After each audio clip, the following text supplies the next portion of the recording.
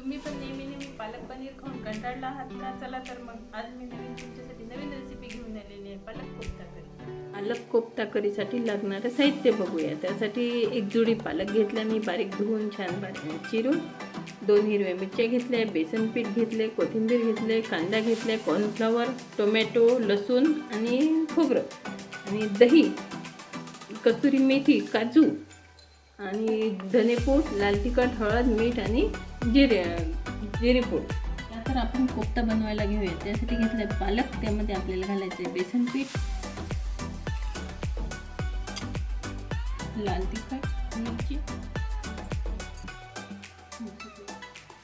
हळद, जिरेपूड, धनेपूड आणि चवीपुरतं मीठ आणि आता घालायचं कोथिंबीर. त्याच्यामध्ये अगदी थोडं घालायचं आपल्याला तेल. हे छान मिक्स करून घ्यायचं आहे. हे बघा, हे मी मिक्स करून घेतलं, पण याच्यामध्ये मला अगदी म्हणजे अजून थोडं बेसन घालावं लागेल, तर मी ते घालत आहे.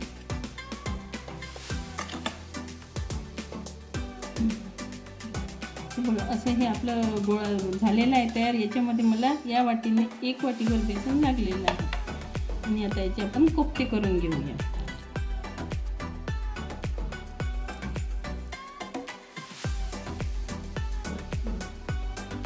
हे कोफ्ते आता आपण कॉर्नफ्लॉवरमध्ये घोळून घ्यायचे आहे.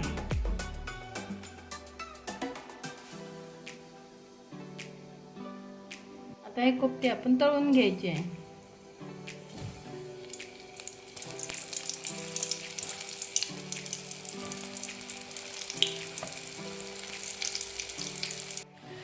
हे बघा, अशा प्रकारे आपल्याला हे छान क्रिस्पी होईपर्यंत तळून घ्यायचे आहे आणि आपल्याला आता हे काढून घ्यायचे आहे.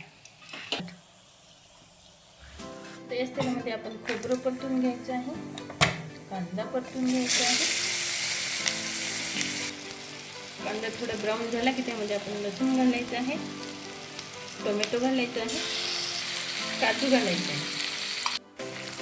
हे बघा, असा हा आपला कांदा लसूण झाला की आपल्याला हे काढून घ्यायचं आहे आणि याची आपल्याला ग्रेव्ही करून घ्यायची आहे. आपण आता करीला सुरुवात करूया. त्यासाठी ते गरम तेल केले, त्यामध्ये आपल्याला जिरे घालायचे आणि हे कांद्या खोबऱ्याची पेस्ट केलेली ती घालायची आपल्याला. हे बघा, हे सारण जे आपण याच्यामध्ये टाकलेलं आहे ते झालेलं आहे. अशा प्रकारे त्याने कढई सोडली की त्यामध्ये आपल्याला हे मसाले घालून घ्यायचे. लाल तिखट घाल, जिरेपूड, धनेपूड, अगदी थोडं आपल्याला याच्यामध्ये दही घालायचं आहे. आता आपल्याला घालायचं आहे याच्यामध्ये बटर. छान आपल्याला मिक्स करून घ्यायचं आहे. आता आपल्याला घालायची याच्यामध्ये पालकाची प्युरी.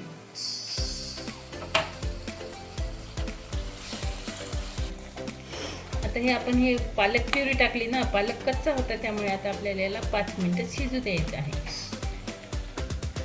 हे बघा, असं हे आपलं तयार झालेले आहे. आता याच्यामध्ये आपण घालायचं आहे गरम पाणी. 2 वाट्या गरम पाणी घातलंय मी. आता याला छान 5 मिनिटं आपण शिजवून घ्यायचं आहे आणि नंतर याच्यामध्ये आपल्याला कोफ्ते सोडून घ्यायचे.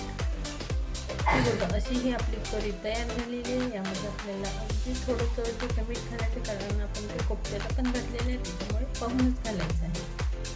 आणि आता आपण सर्व करूया.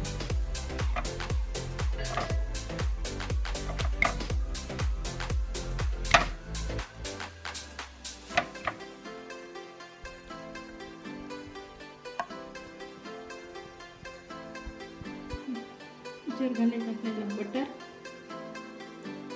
कोथिंबीर आणि थोडीशी कसुरी मेथी. ही बघा, अशी ही आपली पालक कोफ्ता करी तयार झालेली आहे.